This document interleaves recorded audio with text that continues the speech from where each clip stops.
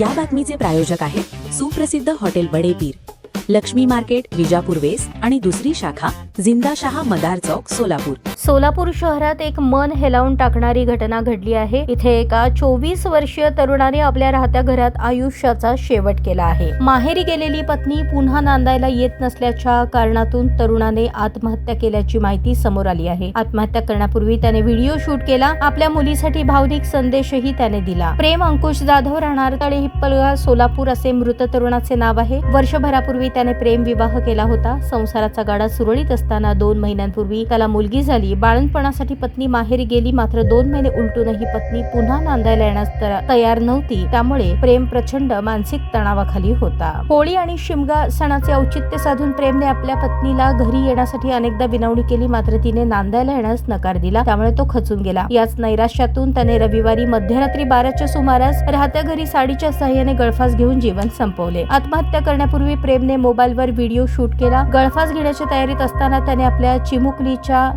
चिमुकल्या मुलीचा उल्लेख करत पत्नीला उद्देशून माझ्या मुलीची काळजी घे असं म्हटलं. त्यासोबतच त्याने पत्नीला एक ऑडिओ संदेश पाठवून आपली व्यथा मांडली आणि मृत्यूला कवटाळले. ताज्या बातम्या पाहण्यासाठी प्राईम महाराष्ट्र न्यूज चॅनलला सबस्क्राईब करा.